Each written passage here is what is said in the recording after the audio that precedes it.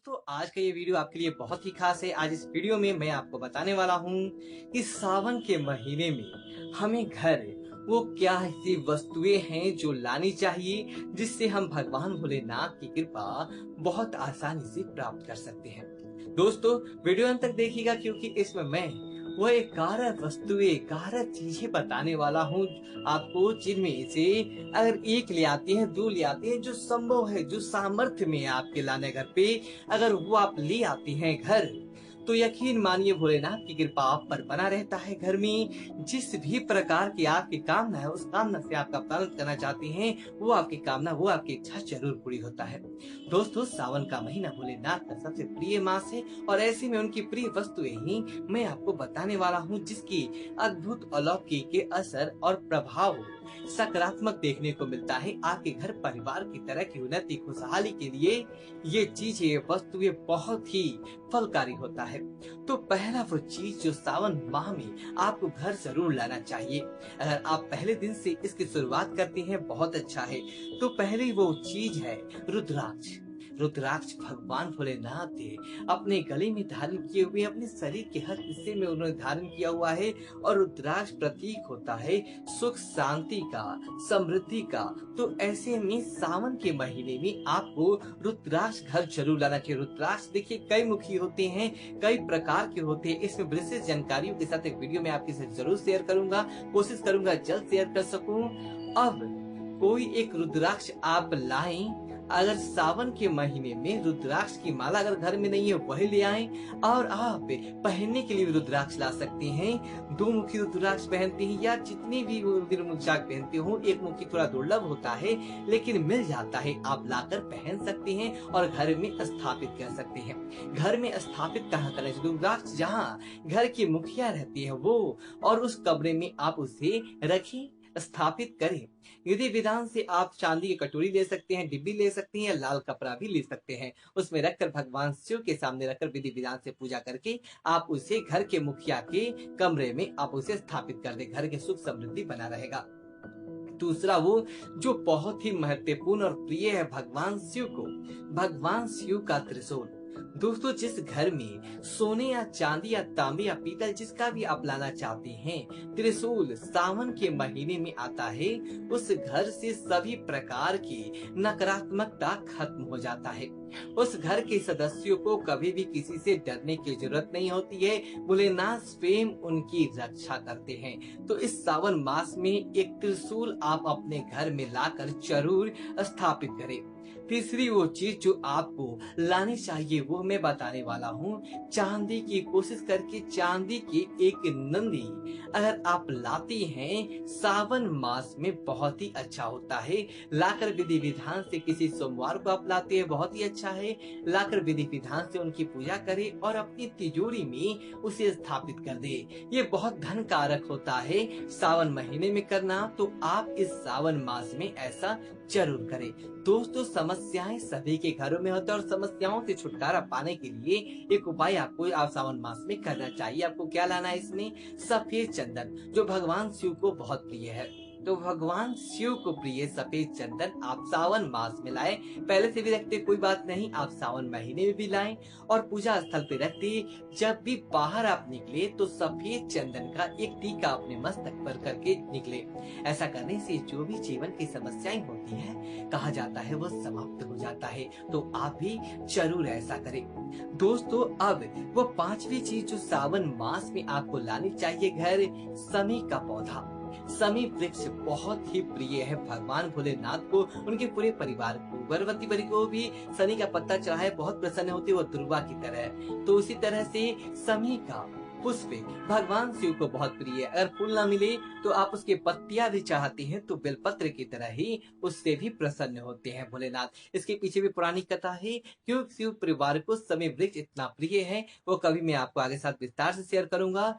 तो ऐसे में अगर आपके घर में समय वृक्ष नहीं है तो सावन के महीने में एक समय का पौधा किसी भी सोमवार को या शनिवार को भी आप ला सकते हैं, घर में लाएं और विधिवत पूरे सावन समय वृक्ष की पूजा करें और उसके पत्ते भगवान शिव को रोजाना अर्पित करें।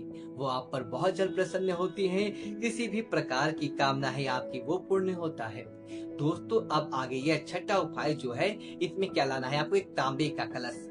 एक तांबे का कलश आपको लाना है सावन माह में, और उस कलश में जल भर के आपको ऐसे स्थान पर अपने घर पे रखना चाहिए जहां पर परिवार के लोग ज्यादा समय बिताते हो। मतलब कि आप लिविंग एरिया में, ड्राइंग रूम में या इस जल कलश को रखें, विधिवत ऐसे स्थान पर रखें कि बच्चे उसे गिरा न दे। ऐसा आप पूरे सावन मास में करें। अगले दिन उस जल को आप पौधे में डाल दें और फिर से वहां पर जल कलश पूजा के समय ही फिर रख दे। इस उपाय से आर्थिक समृद्धि बढ़ता है, ऐसे परिवार में आपसी सामंजस्य रहता है, लोग एक दूसरे के साथ खुशी खुशी मिलजुल कर रहते हैं। तो ऐसे उपाय को आपको, इस कार्य को भी आपको सावन मास में जरूर कर लेना चाहिए। दोस्तों गंगा जल हम सभी अपने घरों में ही रखते हैं, लेकिन सावन के महीने में घर में गंगा जल लाना बहुत ही फलकारी होता है। तो ऐसे में अगर आपके घर में गंगा जल पहले से है तब भी, और नहीं है तब तो जरूर सावन के महीने में गंगा जल का एक पात्र, एक कलश भरकर अपने पूजा स्थल पर उत्तर दिशा की तरफ आप जरूर रखें। ऐसे घरों में भोलेनाथ की कृपा हमेशा बना रहता है, तो आप इस कार्य को भी जरूर कर ले। दोस्तों अगली वो वस्तुएं जो आपको सावन माह में लानी है, भगवान शिव का प्रिय डमरू। हम सभी जानते हैं भोलेनाथ डमरू की ध्वनि से कितने प्रसन्न होते हैं और कितने खुश होते हैं। तो ऐसे में सावन के महीने में किसी भी प्रकार का एक डमरू आपको मिले, जिसकी ध्वनि आपको, जिसका सुर आपको अच्छा समझ में आए, ऐसा डमरू जरूर लाकर रखें। ऐसा डमरू घर लाने से सभी प्रकार की बुरी नजर घर से खत्म हो जाता है और नकारात्मक ऊर्जा जो घर पर है, किसी की बुरी दृष्टि है, हाई है, वो सब समाप्त हो जाता है, सकारात्मक ऊर्जा का प्रवाह होता है। तो एक डमरू भी आप अपने घर में सावन माह में जरूर लाएं। दोस्तों अब जो सबसे महत्वपूर्ण है, अगर अब तक आपने अपने घर में शिवलिंग नहीं रखा है और आप चाहते हैं स्थापित करना, तो सावन के महीने में पारदर्शी शिवलिंग घर लाना मंगलकारी होता है। इससे मंगलकारी कुछ हो ही नहीं सकता है जब एक पारदर्शी शिवलिंग लाकर आप अपने घर में स्थापित करते हैं, उसके विधि विधान से पूरे सावन पूजन करती हैं। तो देखिए पारदर्शी शिवलिंग नहीं मिल पा रहा है, नहीं लाना चाहती हैं, तो आप नर्मदेश्वर शिवलिंग भी आप ला सकते हैं। एक अंगूठी से थोड़ा सा छोटा, बड़ा नहीं होना चाहिए, थोड़ा छोटा भी चलेगा, लेकिन एक अंगूठे के इतनी ही उसकी ऊंचाई होनी चाहिए। आप लाए घर और विधि विधान से स्थापित कर पूरे सावन उनकी पूजा करें। भोलेनाथ किसी भी प्रकार की आपकी कोई इच्छा है वो जरूर पूर्ण करेंगे। दोस्तों वो आखिरी चीज जो इस सावन माह में आप घर जरूर लाए, दोस्तों श्वेतार। इससे विस्तृत जानकारी के साथ एक वीडियो में आपके साथ शेयर किया हुआ है। श्वेतार मतलब कि सफेद आँख, आकरे का पौधा, आकरे के पुष्प भगवान शिव को कितने प्रिय है तभी जानते हैं।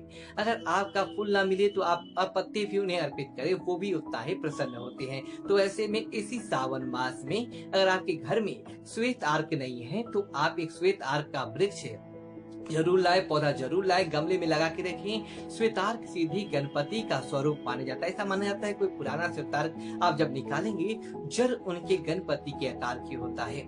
बहुत ही शुभकारी होता है ये पौधा घर में लगाना। तो सावन माह में घर के उत्तर दिशा की तरह, उत्तर पूर्व दिशा में आप एक श्वेतार्क का पौधा गमले में जरूर लगाएं। भगवान भोलेनाथ की, गणपति महाराज की कृपा आप पर, आपके परिवार पर सदैव बने रहता है। तो दोस्तों ये वो 11 चीजें हैं जो मैंने आपको बताया है कि इस सावन मास में अगर आपके घर में है, बहुत ही अच्छा है, विधि विधान से उसकी पूजा करें। और अगर आपके पास इनमें से कोई भी चीज नहीं है तो इससे सावन मास में आपको वो चीज घर जरूर लानी चाहिए भोलेनाथ की कृपा के लिए। उम्मीद करते हैं यह वीडियो आपको अच्छी लगी हो। तो वीडियो अच्छी लगी तो वीडियो को लाइक करें और कमेंट बॉक्स में ओम नमः शिवाय लिखिए, हर हर महादेव लिखिए और हमारे चैनल को सब्सक्राइब करें। धन्यवाद दोस्तों।